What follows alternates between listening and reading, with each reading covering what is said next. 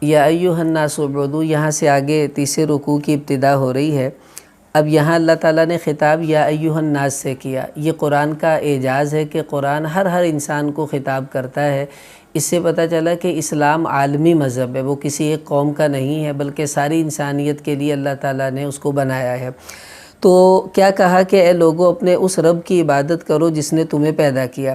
تو اس سے پتہ چلا کہ جو رب ہے وہی عبادت کے لائق ہے۔ تو چونکہ اللہ نے ربوبیت کا دعویٰ کیا ہے اور اس کو ثابت بھی کیا ہے، تو جو رب ہوگا وہ عبادت کے لائق ہوگا۔ اب جتنی بھی چیزیں ہیں، بت ہیں، چاند ستارے، جن کی بھی لوگ پوجا کرتے ہیں، چونکہ وہ رب نہیں ہیں، کچھ کھلاتے نہیں، پلاتے نہیں، پالتے نہیں، بلکہ ان کو تو خود سنبھالنا پڑتا ہے، تو وہ عبادت کے لائق نہیں ہو سکتے۔ تو یہاں اللہ نے اس لیے یا ایھا الناس سے خطاب کیا تاکہ سب کو پتہ چل جائے کہ یہ اللہ کا جو پیغام ہے وہ سب لوگوں کے لیے برابر ہے۔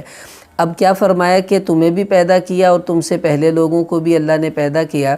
تو الذی جعل لکم الارض فراشا، یہاں سے اللہ تعالیٰ اپنی ربوبیت کے دلائل دے رہے ہیں کہ دیکھو تمہارے رب نے زمین کو بچھونا بنایا، آسمان کو چھت بنایا، پھر پانی اتارا، پھر اس سے اللہ نے پھل اگائے تمہارے رزق کے لیے۔ تو فلا تجعلوا للہ اندادا، اب اللہ شکوہ کر رہے ہیں اتنا جو رب مہربان ہو، کھلائے پلائے دے پیدا کرے، تم کم سے کم اس کے مقابلے پر تو کسی کو لے کر نہ ہونا، حالانکہ تم جانتے بھی ہو، کیونکہ اللہ جیسی صفات کسی اور میں نہیں ہو سکتی، تو اللہ کے مقابلے پر کسی کو کیسے لایا جا سکتا ہے۔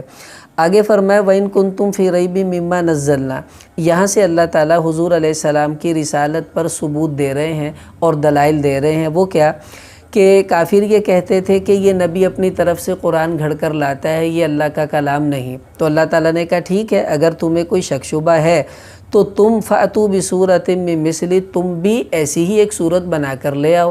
عربی ہو، شاعر ہو، بہت بڑے فصیح بلیغ اپنے آپ کو تم سمجھتے ہو، تو جیسا یہ کلام لاتا ہے تم بھی ایسی ایک صورت لے کر آ جاؤ تو بات ختم ہو جائے گی۔ اب پوری زندگی کے لیے ان کو چیلنج تھا، اور یہ کہا وَادْعُوا شُهَدَاءَكُمْ، اور تم اکیلے نہیں بلکہ شہداء جتنے دنیا کے انسان ہیں وہ، اور بت جو تم سے بن پائے ان سب کو اپنے ساتھ ملا لو اور آ کر تم قرآن جیسا کلام لے کر آ جاؤ۔ اب آگے اللہ خود کہہ رہے فَإِن لَمْ تَفْعَلُوا، اور اگر تم یہ نہ کر سکو، وَلَن تَفْعَلُوا، اور میں کہہ رہا ہوں تم ہرگز یہ نہیں کر سکو گے۔ کیوں؟ اللہ کا چیلنج ہے کہ میرا کلام حق ہے، سچ ہے، معجزہ ہے، اور اللہ کے کلام کا مقابلہ کرنا یہ مخلوق کے بس کی بات نہیں ہے، کہ یہ تم سے نہیں ہوگا۔ جب نہیں ہوگا تو فَاتَّقُوا النَّارَ، تو اس آگ سے ڈرو نا جس کا ایندھن انسان اور پتھر ہیں، اور یہ کافروں کے لیے تیار کی گئی ہے۔ تو پتہ چلا کہ قرآن پاک کا مقابلہ کرنا یہ کفر ہے، جس کی وجہ سے اللہ نے ان کو یہاں پر اشارہ کیا۔ آگے وَبَشِّرِ الَّذِينَ آمَنُوا، اللہ تعالیٰ نے یہاں سے ایمان والوں کے لیے خوشخبریاں سنائی۔ کیا مطلب؟ کہ جو اپنے رب کی عبادت کرنے والے ہیں، ایمان والے، ان کو ان کا رب کیا دینے والا ہے؟ کہ جنات، ان کو باغات ملیں گے جس کے نیچے نہریں بہہ رہی ہیں، اور اس میں ان کو پھل دیے جائیں گے، اور جب بھی پھل ملیں گے تو وہ کہیں گے هَذَا الَّذِي رُزِقْنَا مِن قبل، ارے ایسے پھل تو پہلے بھی ہمیں دیے گئے، وَأُتُوا بِهِ مُتَشَابِهًا، اور ملتے جلتے پھل ان کے پاس لائے جائیں گے۔ کیا مطلب؟ دیکھیں یہ مطلب نہیں ہے کہ جو دنیا کا کیلا اور آم اور سیب ہے یہی جنت میں ہوگا، نہیں، نام ہوں گے، کہ جیسے دنیا میں کیلے کا نام کیلا ہے تو ہم جنت میں بھی اس کو کیلا کہیں گے، تو وہ سمجھیں گے کہ یہ تو کیلا ہی ہے، لیکن جب کھائیں گے تو کھانے میں زمین آسمان کا فرق ہوگا، جنت کی نعمتیں اور ہیں، یا ان کی شکلیں ملتی جلتی ہوں گی، اس وجہ سے کہا گیا وَأُتُوا بِهِ مُتَشَابِهًا، کہ یہ تو ویسے ہی ہیں جیسے ہمیں اس سے پہلے دیے جاتے تھے۔ اگلے انعامات کیا ہیں؟ وَلَهُمْ فِيهَا أَزْوَاجٌ، اللہ ان کو پاکیزہ بیویاں دیں گے، وَهُمْ فِيهَا خَالِدُونَ، ہمیشہ جنت میں وہ رہیں گے۔ تو پتہ چلا اللہ کی فرما برداری یہ بڑے بڑے انعامات کو لے کر دینے کا ذریعہ ہے۔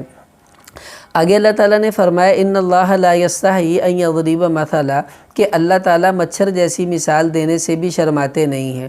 کیوں؟ دیکھیں کچھ لوگ یہ کہتے تھے کہ لو جی اللہ نے قرآن میں مثالیں کیوں دی ہیں؟ تو مثال دینا تو اس لیے ہوتا ہے کہ بات کو سمجھایا جائے، ہمیں سمجھ میں آ جائے۔ تو اب وہ کہتے تھے اللہ چھوٹی چھوٹی مثالیں کیوں دیتے ہیں؟ تو اللہ نے اس کا جواب دیا کہ دیکھو بات یہ ہے کہ اللہ سب سے بڑے ہیں، تو اللہ جس کی بھی مثال دیں گے وہ سب اللہ سے چھوٹے ہی ہیں، چاہے وہ مچھر ہو یا ہمالیہ کے پہاڑ ہوں۔ تو جو بھی ما سوی اللہ ہے وہ سب چھوٹا ہے، تو اللہ کسی بھی چیز کی مثال دیتے ہوئے شرماتے نہیں ہیں۔ کیا مطلب کہ مثال دینے سے مقصود تمہیں سمجھانا ہے، اللہ کا کوئی مقابلہ کسی چیز سے نہیں ہوتا۔ اگلی بات یہ کہ اللہ تعالیٰ نے یہاں فرمایا کہ ایمان والے وہ تو سمجھتے ہیں کہ یہ اللہ کا کلام حق ہے، اور کافر لوگ وہ کہتے ہیں ماذا اراد اللہ بہذا مسئلہ، کہ ان مثالوں سے اللہ کا کیا مقصد ہے، کیوں دیتے ہیں؟ تو اس کا جواب دیا یہ تمہیں سمجھانے کے لیے ہیں۔ اور دوسری بات یہ یضل بہ کثیرا ویہدی بہ کثیرا، کہ ان مثالوں سے بہت سے لوگوں کو اللہ گمراہ کر دیتا ہے، بہت سے لوگوں کو ہدایت پر بھی لے آتا ہے۔ مطلب ان مثالوں کا غلط مطلب سمجھنا یا ان پر اعتراض کرنا یہ کفر اور گمراہی کا ذریعہ ہے، اور عمل کر کر ہدایت پر آنا یہ اللہ کے قرب کا ذریعہ ہے۔ اب آپ کہیں گے کہ جی جب اللہ ہی گمراہ کر دیتے ہیں تو پھر تو کچھ نہیں، تو اللہ نے فرمایا وما یضل بہ الا الفاسقین، کہ اس سے فاسق لوگ ہی گمراہ ہوں گے، جن کے دل میں اللہ کی محبت نہیں ہوگی اور دین کی عظمت نہیں ہوگی، وہی فاسق ہوتے ہیں۔ تو ایسے ہی لوگ گمراہ ہوتے ہیں۔ مطلب یہ کہ گمراہ اللہ نے نہیں ان کو کیا، اللہ نے تو ان کے سامنے ایک سبب رکھا تھا جس کو انہوں نے صحیح استعمال نہ کرنے کی وجہ سے گمراہ ہو گئے۔ آپ اس کو یوں سمجھیں جیسے ڈاکٹر کوئی دوائی دیتا ہے کہ یہ ایک نیند کی گولی ہے، تم نے رات کو آدھی کھانی ہے، اور کوئی مریض 10 گولیاں کھا لے اور مر جائے، ڈاکٹر کا قصور نہیں ہے، اس نے جیسے کہا تھا اس نے ویسے نہیں کیا۔ اسی طرح اللہ نے قرآن اتارا، اس میں مثالیں بیان کی، اور اس کا جو مقصد تھا چونکہ انہوں نے نہیں سمجھا تو قصور ان کا اللہ تعالیٰ کا نہیں ہے۔ آگے اللہ تعالیٰ نے الذین ینقضون عہد اللہ سے پھر منافقین کی بری صفات کو بتایا کہ یہ منافقین ایسے ہیں جو اللہ کے وعدے کو توڑتے ہیں، اور اللہ نے جن رشتہ داریوں کو جوڑنے کا حکم دیا یہ ان کو بھی توڑتے ہیں۔